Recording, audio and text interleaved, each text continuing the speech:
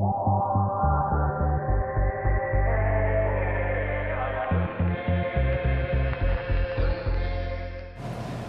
everybody, Pat Mullen here, your web content specialist for Labconco Corporation, aka your website, Facebook, Twitter, and YouTube nerd. And I'm here today because I'm going to get started on freeze drying a donut. Now there is a small piece of logic to why I'm doing this. If you follow us on Facebook or Twitter, you would have seen that last Friday, June 3rd, was National Donut Day. So this naturally got my gears spinning and I said, okay, we have a freeze dryer, let's freeze dry a donut and see what happens and what we get. So here I am. I stopped by our friends at Lamar's Donuts this morning and picked up a glaze so we can put it in there and see what happens. Now before we get started with our FreeZone 2.5 liter here, we have an important first step we have to take.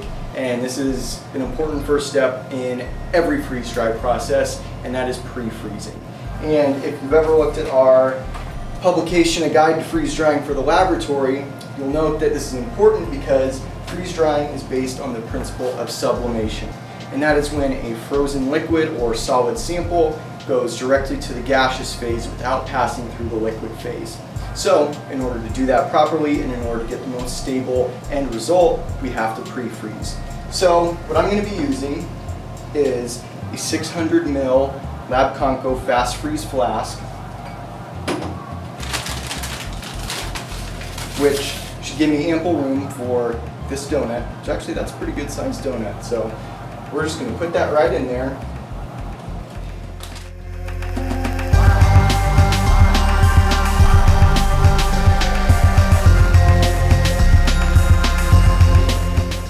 Okay everybody, so here we are, day 2 of Operation Frozen Donut.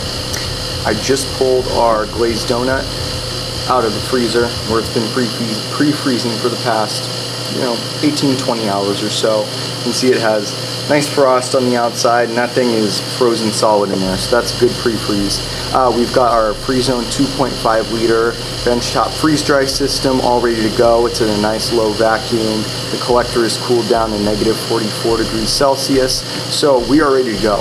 All that's left now is we're going to hook this up to one of the ports and we're going to leave it there for around 24 hours or so, just to ensure that it gets freeze dried completely and we're going to have a nice end product.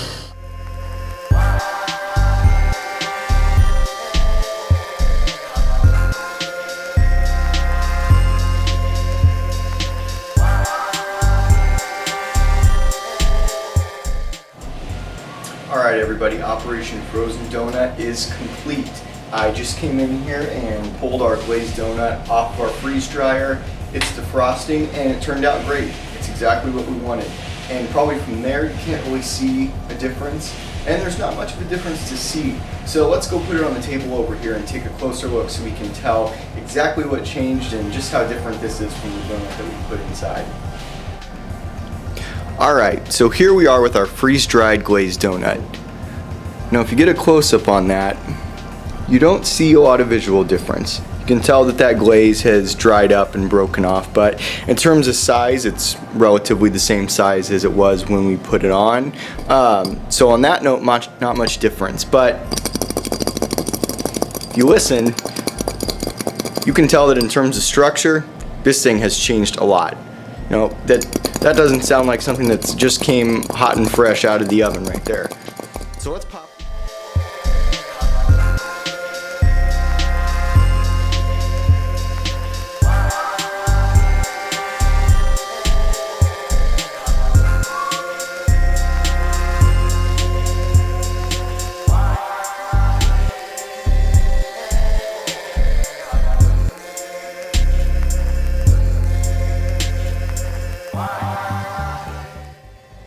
Now, as far as I'm concerned, there's one important thing left to do.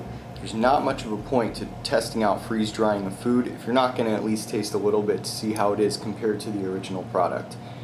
And I think I'm the only one here who's going to give it a shot, so here we go.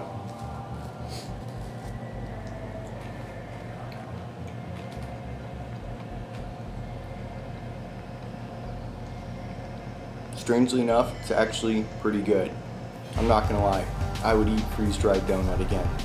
I might eat this whole thing. Well, probably not, but I would eat freeze-dried donut. So there it is. try freeze drying your own donut if you've got a laboratory on hand, and you'll probably be pretty happy with the end result. Until next time, and until we find something else weird to freeze dry and see what happens, I'll see you later.